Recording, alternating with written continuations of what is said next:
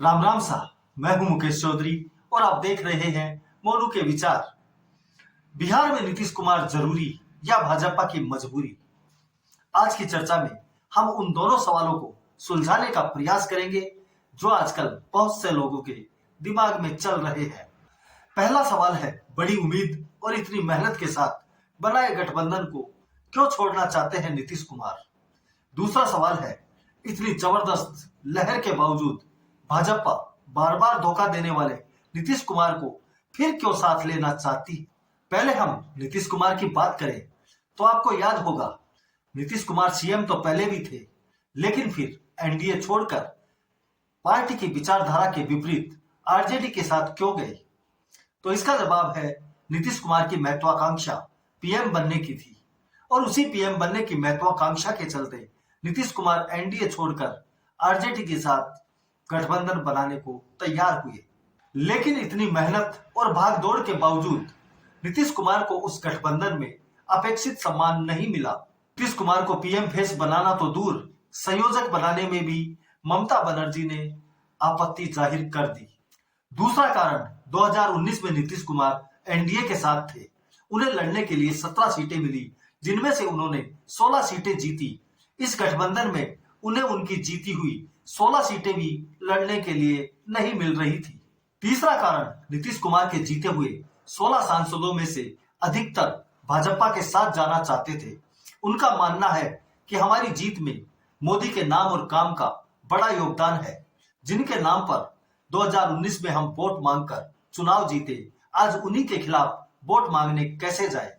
कुछ लोगों का कहना है कि नीतीश कुमार और लालू यादव के बीच तय हुआ था कि 2024 के लोकसभा चुनाव में नीतीश कुमार गठबंधन की बागडोर संभालेंगे और बिहार की सत्ता तेजस्वी यादव को सौंप देंगे। लेकिन अब नीतीश कुमार के समझ आने लगा है कि इस गठबंधन का कोई भविष्य नहीं है। इसके चक्कर में रहेंगे तो पीएम तो बनेंगे नहीं, सीएम की कुर्सी और चली जाएगी।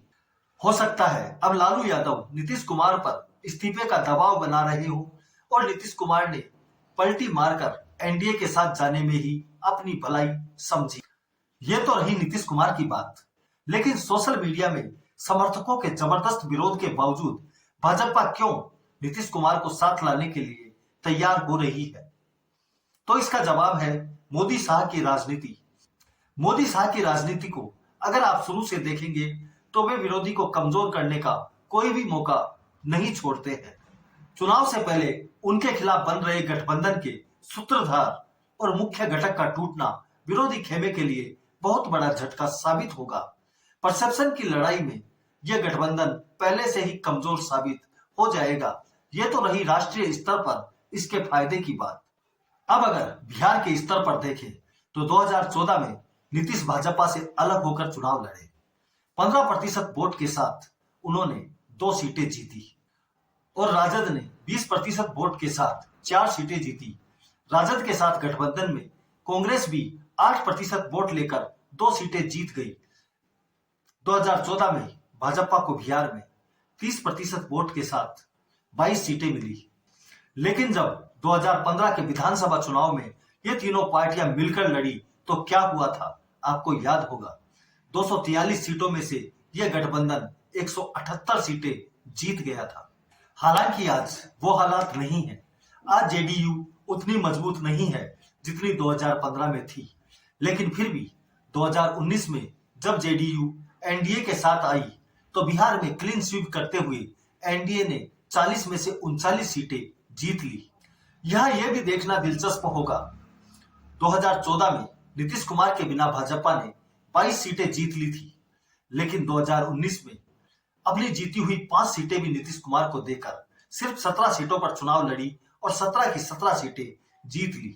अब कई लोगों को लग सकता है, जब नीतीश कुमार के बिना 2014 में 22 सीटें जीत ली थी तो आज नीतीश कुमार को साथ लेने की जरूरत क्यों आ पड़ी?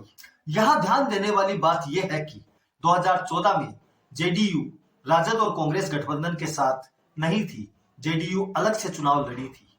लेकिन अगर 2024 में ये तीनों पार्टियां साथ आती हैं तो राजद 20%, जेडीयू 15% और कांग्रेस का 8% वोट मिलकर 43% वोट होता है।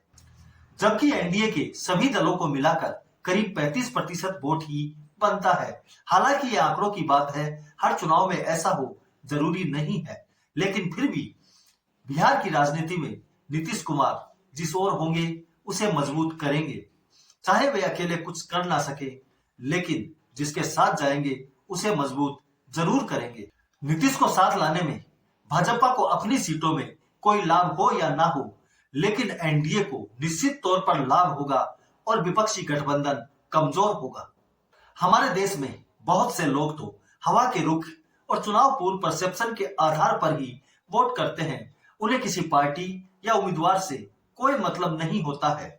नीतीश कुमार को तोड़कर मोदी शाह ने निश्चित तौर पर उस वोटर को अपने पक्ष में कर लिया है। आज की तारीख में देखें तो नीतीश कुमार ने इंडी गठबंधन को लगभग खत्म कर दिया है और शायद मोदी शाह यही चाहते थे। आज के अंक में इतना ही। वीडियो पसंद आया तो इसे लाइक करें, चैनल को सब्सक्राइब करना न भूलें। इस पर अपनी राय कमेंट करके बताएं। धन्यवाद। जय हिंद, जय भारत।